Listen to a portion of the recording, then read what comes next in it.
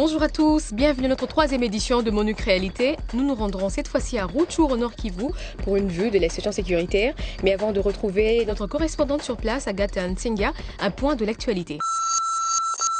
L'événement important de la semaine écoulée a été la signature à Goma des accords de paix entre le gouvernement et le CNDP, ainsi qu'avec les groupes armés du Nord et du Sud Kivu. C'était en présence des co-facilitateurs, l'envoyé spécial du secrétaire général des Nations Unies dans la région des Grands Lacs, Olusegun Obasanjo, et le représentant de l'Union africaine, Benjamin Nkapa.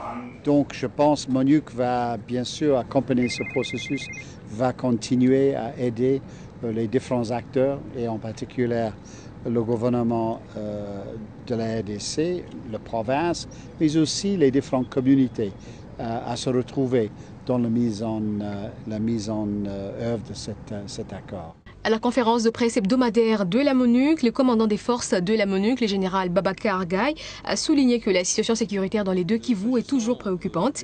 Il a regretté qu'il y ait encore beaucoup de déplacés et que les FDLR continuent d'attaquer les positions des FARDC dans plusieurs localités, y compris celles proches de Rutshuru.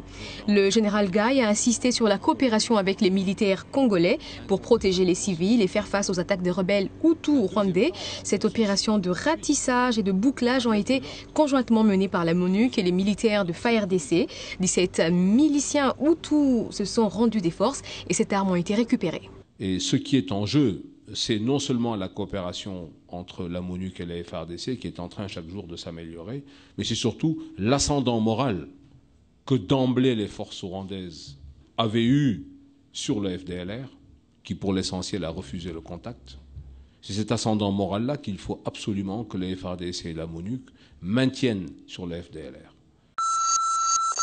Les opérations conjointes MONUC et FARDC sont sans doute pour beaucoup dans le retour de la sécurité dans les environs de Rutshuru, où nos collègues Agathe Nsenga et Bernard Kaloumé se sont rendus.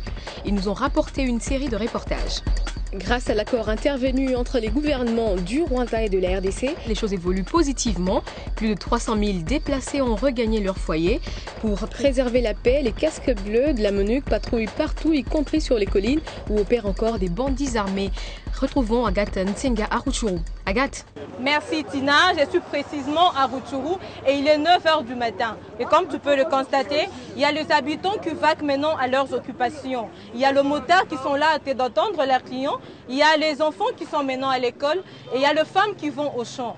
Bref, la vie a vraiment repris dans le territoire de Rutshuru.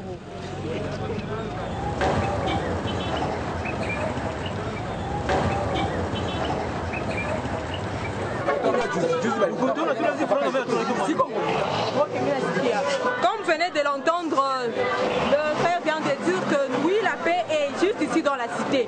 Mais là, dans les montagnes, là-bas, on est en train de violer et de prendre les histoires des habitants de la ville de Kiwani. Suivez-moi, allons remarquer encore ce qui se passe presque à l'extérieur maintenant de... Comme vous venez de l'entendre, la population se lamente disant que, dites dans la cité, oui, la paix règne et il y a vraiment la paix juste ici dans la cité. Mais là, de l'autre côté, il paraît que les corps sont déjà un peu dispersés et il y a des gens encore qui sortent de là pour revenir encore ici en ville parce que vraiment la paix n'est pas encore vraiment rétablie de l'autre côté de la petite cité de Rutshuru et de Kiwanja. Pouvez nous dire alors, depuis 3 mois maintenant passés, la différence qu'il peut y avoir maintenant jusqu'à aujourd'hui? S'il y a vraiment des différences entre le mois passé et maintenant, comment vous trouvez la situation actuelle? La situation va chaque fois à s'améliorer. C'est bon actuellement avec la population, en tout cas c'est très bon. Merci Tina. Merci Agathe. La situation est certainement en nette amélioration à Kalengera. Agathe a aussi découvert que grâce à la MONUC, les affaires vont bien, comme l'atteste le marché bien achalandé de la localité. Oui Tina, je suis à Kalengera, en territoire de Rutshuru, et je suis avec Bernard Kaloumé qui travaille à la MONUC depuis un certain temps.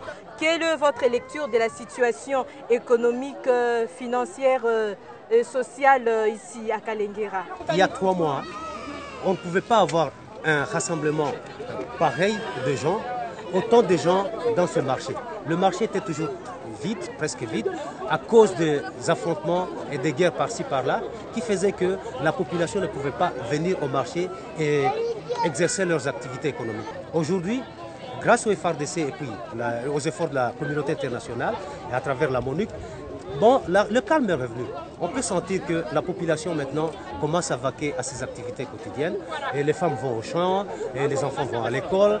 Et les gens, comme des simples gens, comme ces gens que vous voyez ici, sont en train de faire leur petit business pour faire vivre leur famille. Et donc, sincèrement, la situation a changé complètement. Il y a 3 mois, tu ne pouvais même pas arriver ici toi-même. Moi non plus. Maintenant, tu vois toi-même.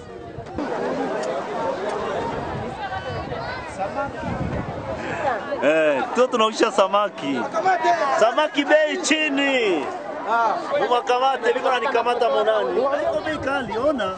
Hii niliuza mudeni sasa 50 kule kumai. Niko nasema 300. Mais wakanipigana na tara ngura mimi nakupatia mudeni sasa 50. OK. Et donc il vient de m'expliquer que Uliuzi a pima samaki. Vichumbi. C'est un peu très loin Vichumbi, donc ils vont chercher ce poisson à Vichumbi.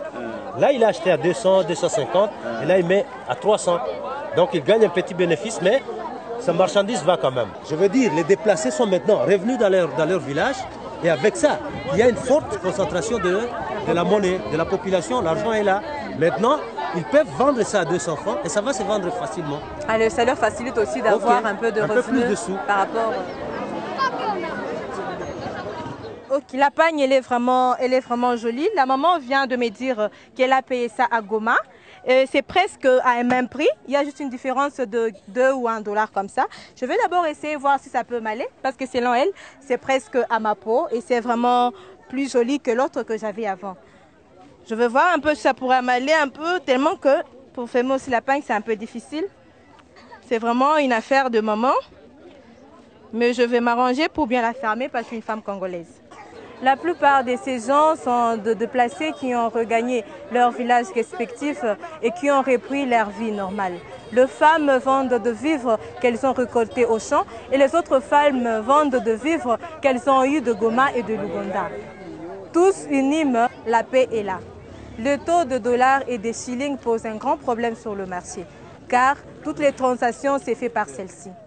Toute la population espère à un avenir radieux. Merci Tina. Au revoir. Merci Agathe. La MONUC et la RDC travaillent main dans la main pour la stabilisation des zones des conflits à travers des mesures comme celle du déploiement des policiers récemment formés, comme ceux que vous venez de suivre dans ce reportage. Le prochain numéro concernera les patrouilles nocturnes de la MONUC à Kiwanja.